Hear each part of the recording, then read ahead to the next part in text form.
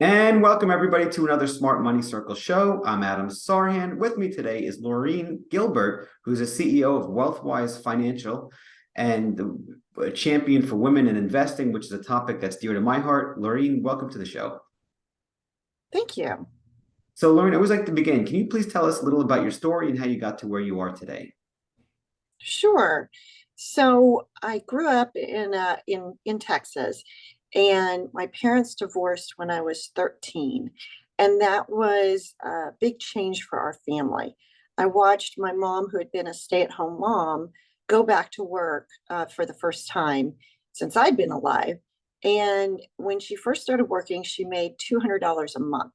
And I saw how difficult it was on her and our family on just the change of going through a divorce. So, with that, it impressed upon me the need to figure out the money thing. And I wanted to figure it out for myself. And ultimately, I wanted to help other people as well, especially women, to become financially independent. Wow, I love that story. So let's talk about how you got involved in finance or investing and a little about your investment strategy, please. Right. So when I graduated from the University of Texas with a business degree, I was interviewing with wealth management firms, investment management companies, and I landed with Fidelity Investments. So that's where I was licensed and trained and knew really from the beginning when I started working there that one day I wanted to have my own practice, but I needed to work for other people first. So I spent a decade working for other people and then started my practice and grew that. Oh, I love that. And then your investment strategy, are you more fundamental? Are you technical? Are you both? Something, third thing, how do you play the game, so to speak? Right. So we use models. We use six different models, conservative to aggressive. And in each of those models, we have both a strategic as well as a tactical allocation. So a basic strategic, but then an overlay of tactical investing, looking at where we're going to overweight, underweight, where we're going to extend beta. Either we're going to be plus one beta or less than one beta on equity and fixed income. We add in alternatives. And then we also put together faith-based models as well for our clients who are faith-based. I love that. That's really, really great. So I know women in investing is dear to your heart from your childhood all the way up until now. Can you give us some thoughts about women in investing, some either challenges they have or some advantages they have, and speak to that a little bit, please? Right. Well, I think that in investing in general, we hear about fear and greed and those two extremes. And what I see, a mistake that I see people make is vacillating between the two, vacillating between that greed when the markets are doing well. Oh, I want to be all in, to the fear mode of what do I do when the markets go down? So that we have to help people stay in check, find where they're really going to be most comfortable as far as a risk spectrum, and then try to help them to keep the course. So that's one of the things. And I think when it comes to women investing, they tend to be, in general, on more of the fear side. And so helping women understand that they need to extend enough risk without extending too much risk, and educating them. And that really applies to all investors. Yeah, no, I love that. So there's a delicate balance between too much risk, too little risk, and then too much, I get that. So let's talk about some, I guess, I, I have this concept. It's called mental walls. So you ever do something and hit a wall? I mean, we've all have, right? So I call them mental walls. When you find somebody who's hit a wall, how do you help them break through and get to the other side? Well, I remind them that I'm their advocate and I'm there to help them. And that I've been doing this for 3 decades. So certainly have the experience of the ups and downs of the markets when it comes to that. I think that when people hit a wall and it comes to their dreams, we're trying to help people accomplish their dreams, accomplish their goals.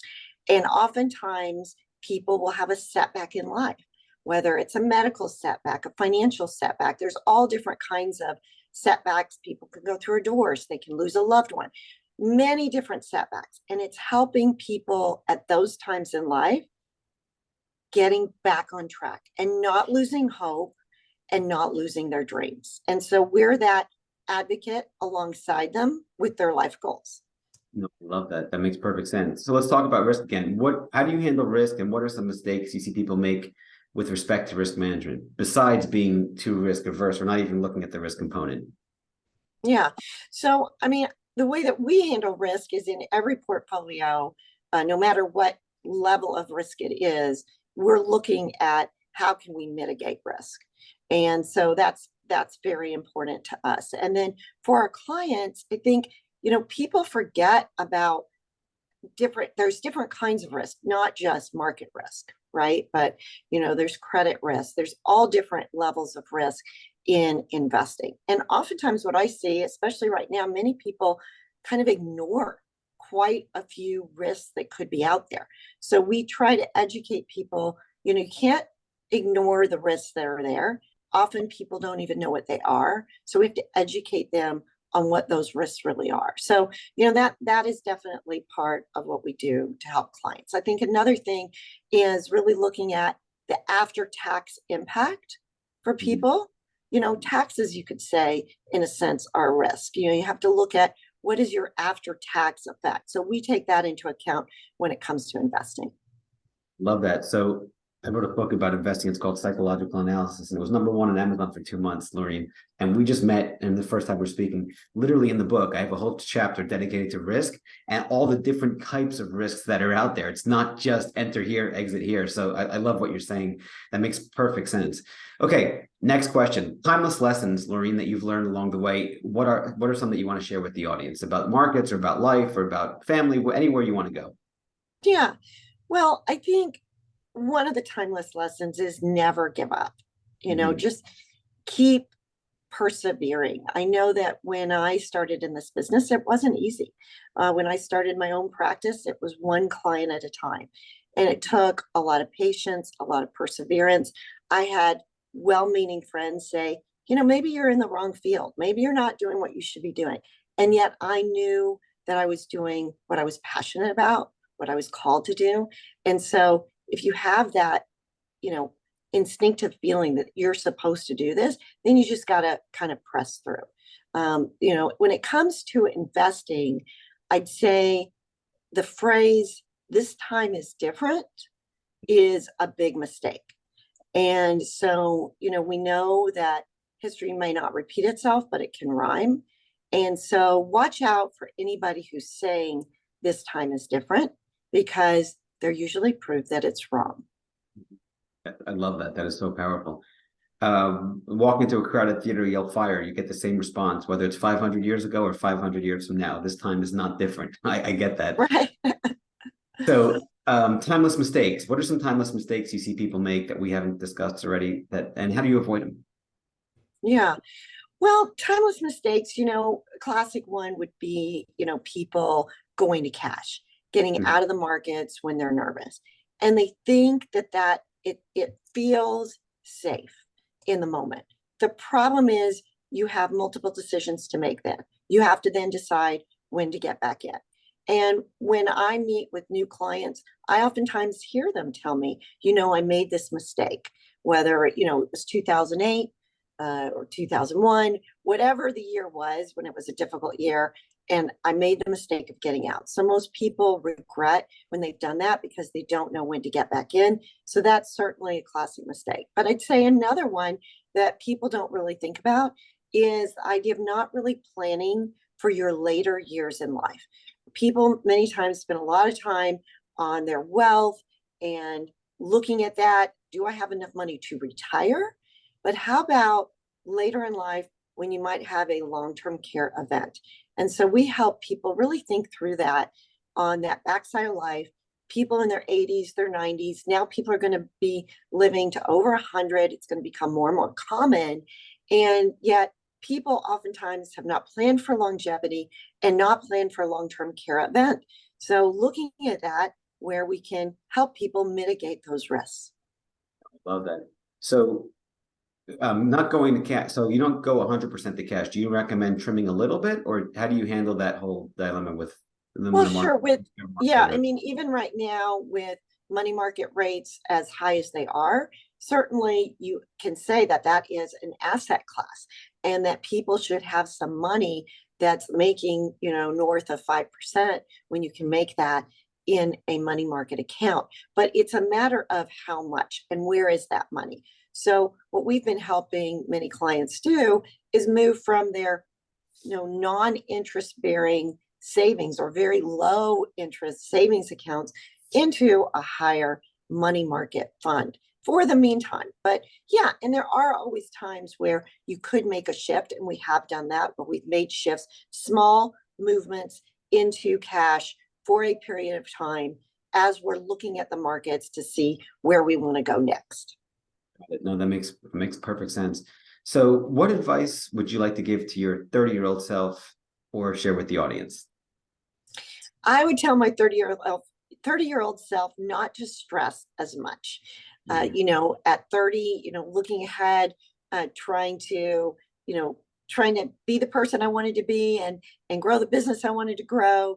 And, all those things in my 30s, it was, I was very stressed. And, looking back and just saying, I didn't need to stress that much. I just needed to work hard, which I did, and not stress so much. So I would say that to really anyone. And I try to help people with that today because I see a lot of people who are in our culture very stressed out a lot of the time. Yeah, I couldn't agree with you more. Let's speak about that a little bit and go a little deeper. What are some ways that you recommend people just relax or de-stress or anything along those lines, please? Yeah, well, I've had to work on this myself because, I still tend to be a stressor. Yeah, me too. So, so I do breathing exercises. I meditate, I pray, and then, I really think through, what is stressing me out so much, and really try to put some perspective around it and not let those bumps in the road become overwhelming. No, that makes perfect sense. It's almost what helps me a lot is I look at the worst case scenario, almost like a stop loss. It's if I'm okay with that and I can quantify it, then I can take a deep breath and be like, okay, this doesn't matter. I completely agree. Yeah. Completely agree. And then another thing I do, Loreen, that I'd like to share with you as well is I ask myself, does this matter in 10 years? Will I even think about this, whether it's with my wife or it's with the market or with a client or whatever the case is? Will I remember this in 10 or even 20 years? Not even 9 out of 9 times, almost, I could say 9.999 out of 10 times. It just doesn't matter. So I just let it go. Right. Yeah, that's very powerful. All right, beautiful. Well, Loreen, what is the best way for people to get in touch with you? Your website is wealthwisefinancial.com. Is that the best way, or what do you recommend? Yeah, wealthwisefinancial.com. They can take a look at that. We can be reached by phone at 949-748-1177. You can email us at info@wealthwisefinancial.com. Beautiful. Well, Loreen, thank you so much for coming on the show. Hopefully we'll have you on again soon. Thank you so much.